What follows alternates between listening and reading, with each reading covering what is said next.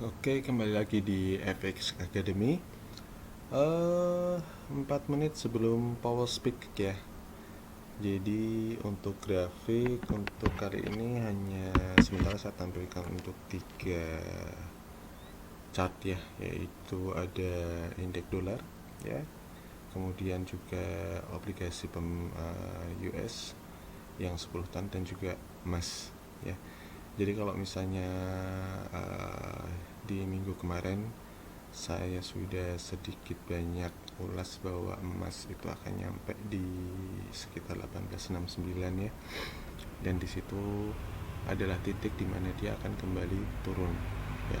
Tapi ada hal menarik di sini bahwa dari segi fundamental semuanya saat ini, hingga saat ini sebelum power speak 3 menit lagi, fundamentalnya lebih mengarah ke untuk mendorong emas lebih tinggi sebenarnya ya. Jadi kalau kita lihat sebenarnya untuk indeks dolarnya juga turun dan dia sudah break untuk trend majornya. Kemudian US 10 tahun juga, US 30 tahun break juga. Kemudian untuk saham-saham juga penurunannya cukup sangat signifikan ya, karena pasar lebih melihat bahwa The Fed untuk menaikkan butuh agresivitas yang lebih tinggi lagi. Kemudian dengan kemarin kenaikan 50 BPS ya, itu market melihat bahwa itu belum cukup untuk menurunkan inflasi. Jadi market masih melihat bahwa secara ekonomi inflasi masih akan lebih tinggi. Jadi masih ada kesempatan untuk emas secara fundamental untuk menjadi pilihan. Dikarenakan juga karena adanya ketakutan akan resesi ya.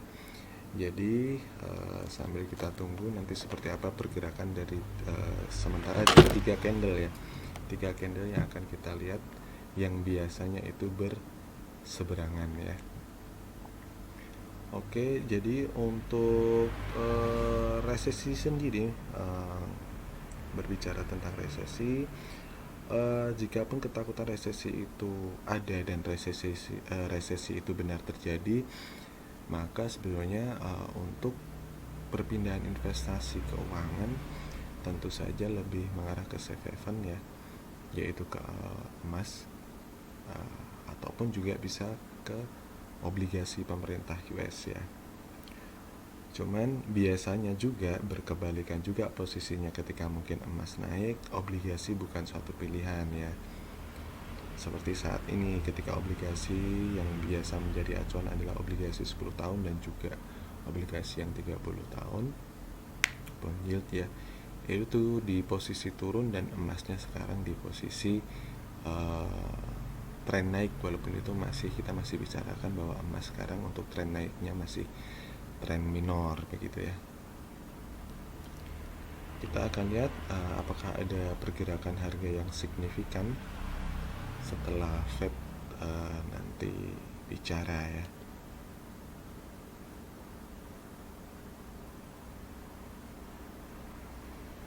Ada beberapa data juga yang tadi malam keluar ya, sekitar jam 8.45 ya, data-data ekonomi AS yang tidak terlalu bagus, seperti home sales juga tidak terlalu bagus, yang juga mengangkat emas sekarang berada di secara teknikal berada di apa saya bilang ya,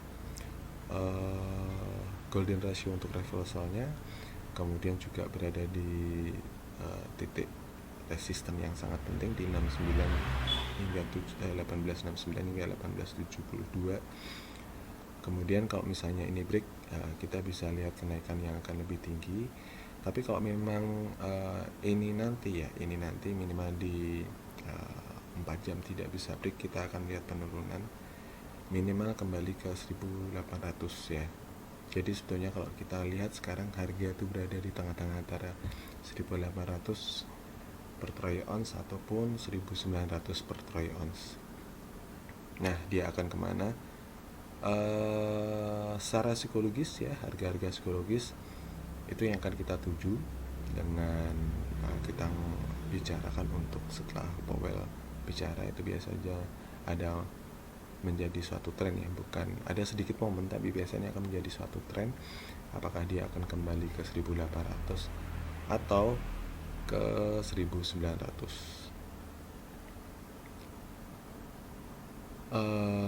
Bisa juga tergantung dari hawkish ataupun dovish-nya Powell nanti bicara ya. Kalau sebelum ini mungkin kawan-kawan lihat juga, kawan-kawan dengar juga bahwa ketika terjadi ketok palu ya, kenaikan suku bunga 50 BPS itu sesuatu yang mungkin dirasa agak banyak, tapi sebenarnya market sudah mengantisipasi. Setelah ketok palu kemudian Powell bicara, baru kita akan menentukan, karena kebanyakan juga ketika mungkin ketok palu ya ini kenaikan suku bunga, banyak yang buru-buru untuk ngambil, oh ya kenaikan suku bunga, dolar naik, emas turun langsung sell gitu, enggak ya, karena yang akan kita lihat adalah hawkish dan dovish-nya dari Powell itu sendiri. Seperti kenaikan suku bunga yang terakhir kemarin, ketika dia hanya membicarakan tentang inflasi ya, bahwa dia percaya diri bahwa kenaikan suku bunga ini hanya untuk menurunkan inflasi yang terjadi seperti ini, sudah cukup hawkish untuk menurunkan emas. Tapi apa yang terjadi setelah dia bicarakan tentang inflasi, kemudian dia bicarakan masalah ekonomi yang lainnya ya, tentang pengangguran, kemudian ada pertumbuhan ekonomi, kemudian rantai pasokan, distribusi rantai pasokan untuk konsumsi apa segala macam, yang membuat investor melihat bahwa Fed tidak terlalu percaya diri dengan hanya tidak mempunyai banyak tools untuk bisa menurunkan inflasi hanya dengan suku bunga saja ya. Terjadi kenaikan 37 poin, kira-kira 37 waktu itu yang menciptakan momen seperti itu, kemudian baru turun hingga ke sekitar 1790-an ya, begitu. Jadi sampai saat ini ya masih belum terlihat harga yang bergejolak, masih menunggu.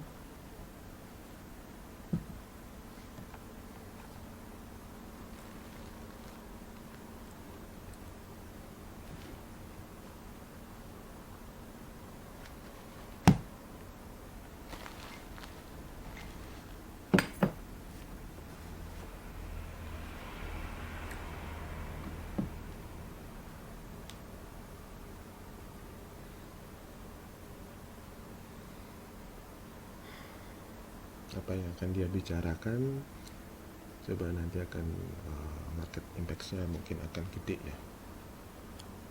Banyak orang menginginkan kejutan dari apa yang sudah mungkin diperkirakan. Itu yang jarang sekali dilakukan oleh Powell ya di masa jabatannya. Dia selalu lebih ke tidak 100% tidak percaya diri, lebih ambigu, lebih tidak tegas gitu ya.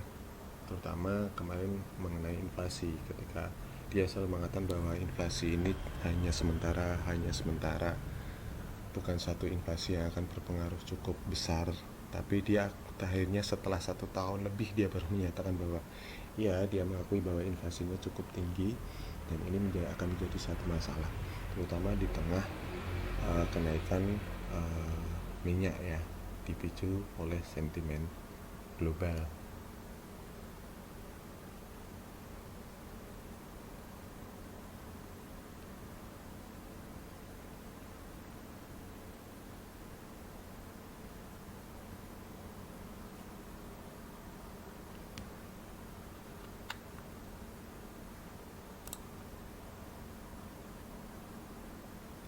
Untuk Euro USD sendiri sampai saat ini masih sesuai dengan analisa ya, masih sesuai analisa.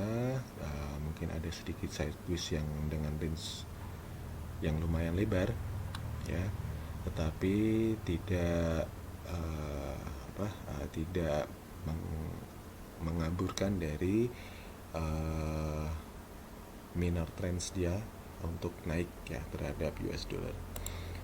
Begitu juga dengan pound sterling USD yang tadi ada berita penting ya tentang pound sterling USD. tetapi itu juga tidak secara teknikal tidak bisa menembus di harga 1.247, dan sekarang posisinya masih terjadi rebound ya untuk naik. Kalau dari sisi target saya untuk weekly, dia akan berada di atas 1.27.000 ya, di area sini. Masih belum ada pergerakan juga untuk pair forex ya. XAU juga masih menunggu.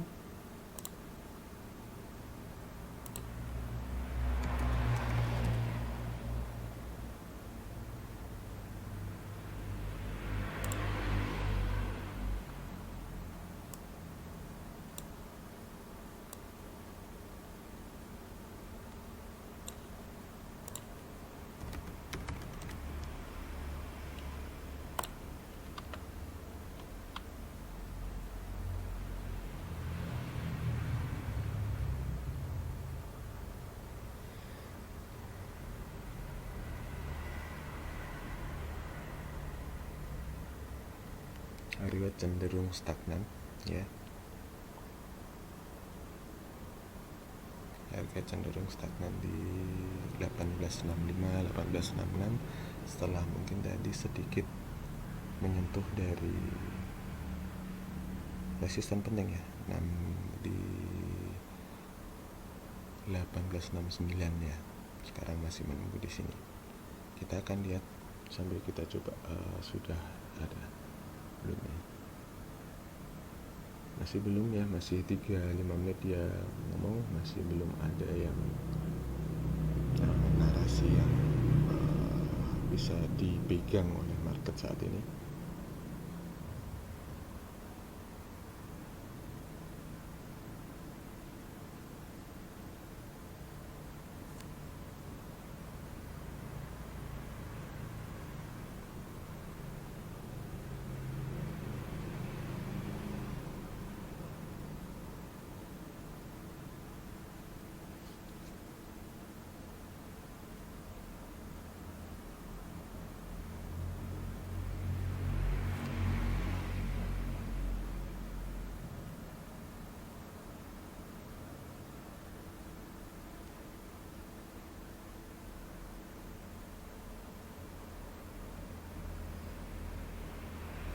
Salah satu komentar menarik dari Bill Ackman ya. Jadi inflasi tidak terkendali, ekspektasi inflasi semakin tidak terkendali. Pasar meledak karena investor tidak yakin. Sekali lagi, investor belum yakin bahwa Federal Reserve akan menghentikan inflasi. Jika Fed tidak melakukan tugasnya, pasar akan menentukan pekerjaan Fed, dan itulah yang akan terjadi. Ya, pada akhirnya nanti juga pasar sendiri yang akan istilahnya memberikan keseimbangannya ya terhadap di mana uang itu akan berpindah berinvestasi.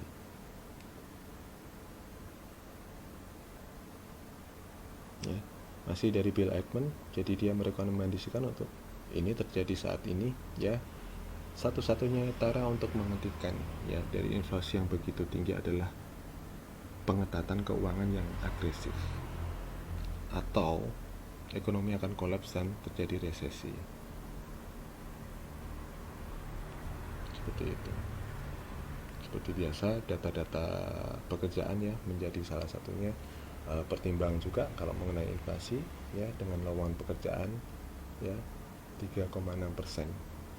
Ketidakseimbangan pasokan atau permintaan jangka panjang dalam energi, pertanian, dan pangan, dan perumahan.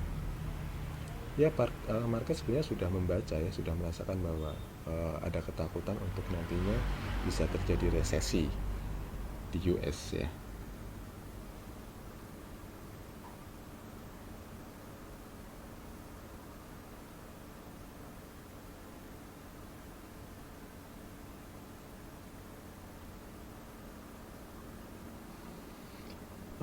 Clue awal dari Fed Bostick ya tadi ya, bahwa Fed mungkin perlu menghentikan kenaikan suku bunga pada bulan September ya. Di sini mungkin ada terlihat sedikit dovish dari Fed ya, tapi saya yakin seperti setahun ini banyak mulai dari kebijakan ekonominya ya, kuantitatif easing kemarin, kemudian akhirnya tapering ketika mungkin penggelontoran dana Fed yang begitu besar selama ini akhirnya tidak membantu apa-apa dan menimbulkan masalah seperti itu. Itu banyak orang yang bilang bahwa ini ketidakmampuan Powell dalam memberikan kebijakan ataupun memberikan tools yang tepat dalam menghadapi situasi pandemi kemarin ya. Kemudian juga untuk antisipasi ketika inflasi akhirnya tinggi dan terjadinya krisis energi kemarin, itu sangat membuat ekonomi lumpuh di Amerika ya. Dan sampai sekarang mungkin belum ada jurus yang jitu, kecuali mungkin baru di posisi menaikkan suku bunga yang dilakukan.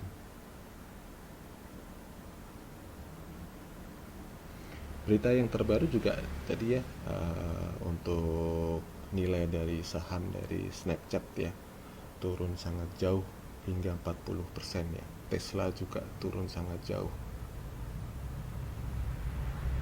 Ya seperti itulah. Nantinya pasar akan memberikan keseimbangannya sendiri, mana safe haven, mana atau mungkin tidak akan mengambil risiko dulu ya.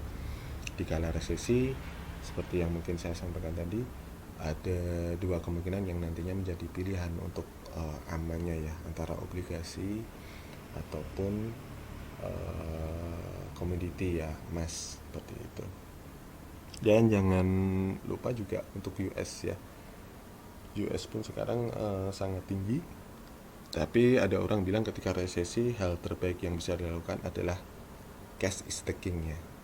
Jadi berikan semuanya investasimu untuk cash ya, yaitu US dollar seperti itu.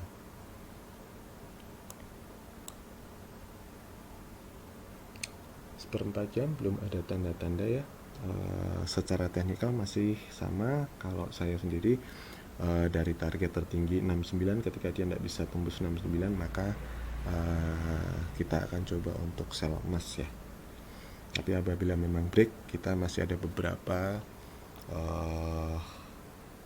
resisten penting ya. Resisten penting itu saat ini berada di antara sekitar harga 72 ada, 80-an, 90-an hingga 1915 ya. Tapi overall secara harga psikologis, harga kita sekarang di tengah-tengah, mana yang akan terkejar 1800 ataupun 1900.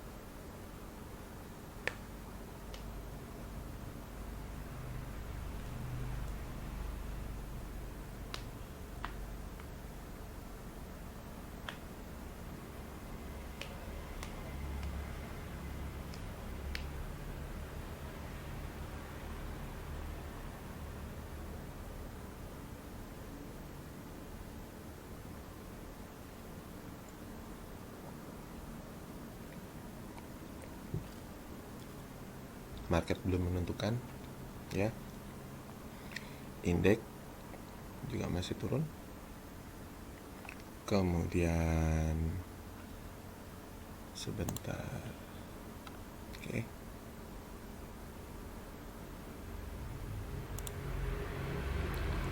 US 10 tahun ya turunnya sangat signifikan. Kalau kita lihat, kita punya dia masih turun, ada kemungkinan emas harusnya naik ya di harga ini ya. Penurunan lebih sekitar sekarang di 4,97% ya. Dia break untuk area ini ya, support penting juga. Tapi di sini kita ada area demand yang cukup kuat. Apakah ini akan tertembus? Kalau ini akan tertembus, bisa menjadi salah satu clue ya, petunjuk untuk emas memang benar naik, atau ketika mungkin di sini dan dia berbaik sesuai analisa teknikal bahwa emas juga akan turun.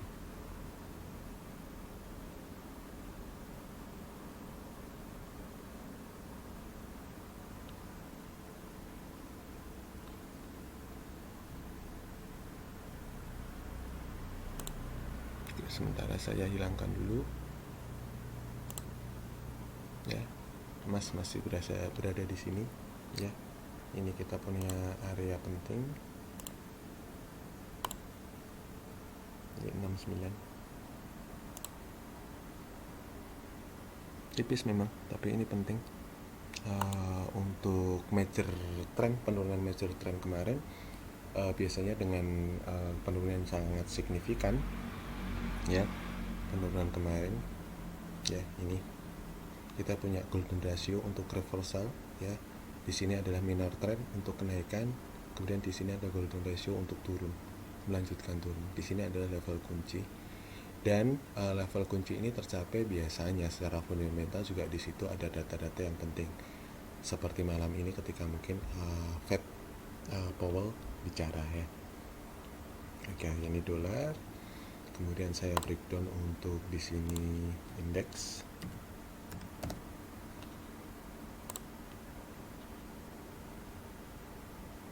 Oke, ya, indeks dolar. Area untuk penurunannya masih lumayan panjang ya di area ini. Kalau misalnya memang dia masih akan turun, ya, minimal di sini. Ini akan ke break. Kemudian US, coba kita lihat US 30 ya, 30 tahunnya.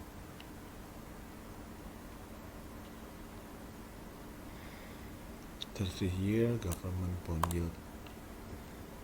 Oke. Bond yield juga ada di area ini.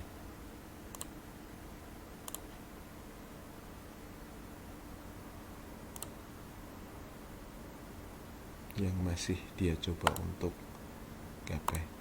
Jadi sebetulnya secara teknikal pun dari bond yield ataupun DXY, kalau kita berbicara tentang perpindahan investasi ya, perpindahan ruang, di penurunan US 30 tahun dan juga indeks dolar sebenarnya harusnya masuknya ke emas, sehingga mengangkat emas untuk naik ya. Ketika dolarnya turun itu waktu yang tepat untuk beli emas, karena emas jadi tidak terlalu mahal ya. Cuman coba kita lihat nanti seperti apa. Masih belum bergerak untuk sampai saat ini, belum ada yang signifikan ya. Masih malah Bill Ackman ini yang masih dia masih bicara banyak nih ya. Menarik juga. Oke, coba saya gabungkan juga di sini ya untuk indeks 30 tahun.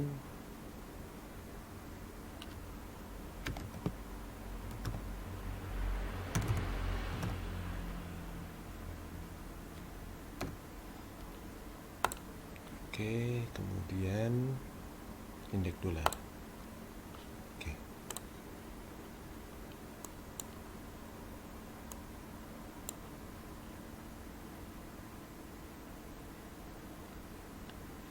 Oke, terjadi persilangan ya di sini. Biasa. Apakah ini akan menyilang ya?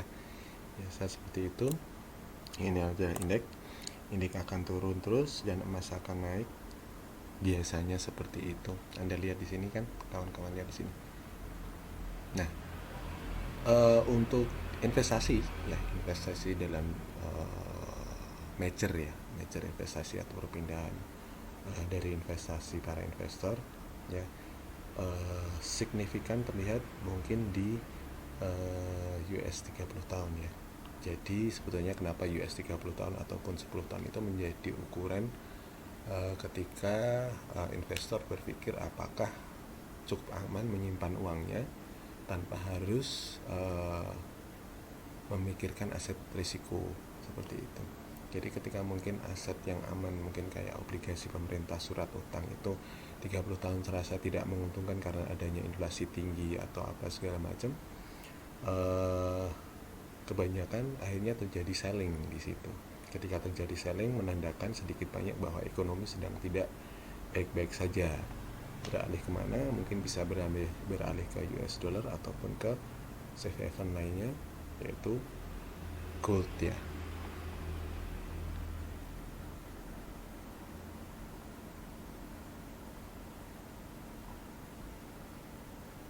seruan keras juga ini dari Bill Ackman ya. Jadi dia meminta The Fed untuk mengejar ya, menaikkan suku bunga ke netral kembali seperti awal dan menghentikan inflasi.